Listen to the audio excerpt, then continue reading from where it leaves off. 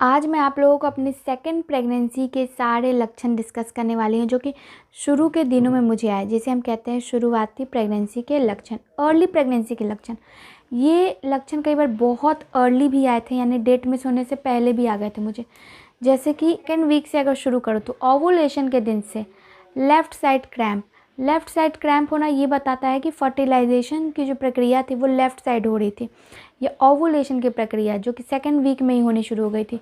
इसका मतलब ये है कि आपका सब कुछ सही जाने वाला है। सही टाइम पे ओवुलेशन होना सही टाइम पे इम्प्लांटेशन होने को भी दर्शाता है।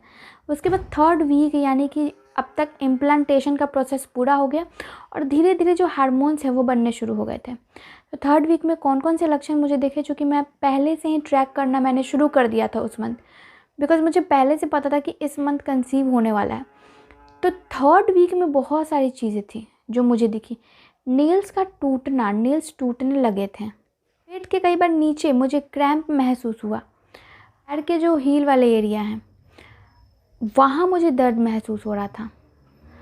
हेयर जो है उस वक्त हल्का सा मुझे हेयर फॉल थोड़ा सा बढ़ा हुआ महसूस हुआ था। चक्कर आते थे कभी कभी। एलर्जी की जो प्रॉब्लम थी वो बढ़ गई थी और गर्मी का सीज़न था तब भी मुझे सुबह में हल्की हल्की सी ठंड लगती थी एलर्जी बढ़ने के कारण। मतलब बार बार छींके आना, बार बार सर्दी जैसा फील होना, नाक बंद हो जाना, ये एलर्जी मुझे प्रॉब्लम हुई।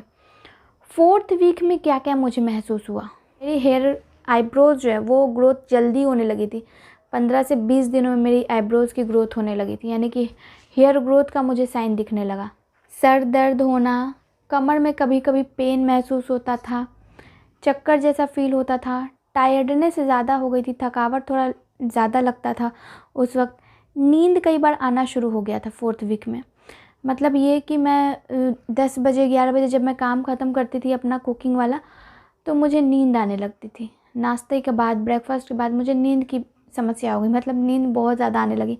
ये लेजीनेस कह लो, टायर्डनेस कह लो, या हार्मोन्स का एक कह लो प्ले। फिफ्थ और सिक्स वीक में बहुत ज़्यादा सिम्टम्स दिखे, जैसे चक्कर आना, वॉमिटिंग या उबकाई जैसा लगने लगना, टेस्ट चेंज हो गया था, ब्लॉटिंग बहुत ज़्यादा बढ़ गई थी, यानी गैस एसिडिटी की प्रॉब्लम बहुत ज़्यादा बढ़ गई थी, लेग में, कमर में क्रैम्प होने लगा, मॉर्निंग सिकनेस और नोज़िया बहुत ज़्यादा परेशान करने लगी मुझे अब फिफ्थ और सिक्स वीक में। उस वक्त तक मुझे फूड्स की कोई क्रेविंग नहीं थी। मतलब ये कि मैं पूरी तरीके से बहुत ज़्यादा परेशान, बेचैन टाइप की होने लगी थी, क्योंकि अगर आपको उबकाई या वॉमिटिंग की प्रॉब्लम हुई, मॉर्निंग सिकनेस की प्रॉब्लम हुई, तो आप परेशान हो जाते हो प्रेगनेंसी में।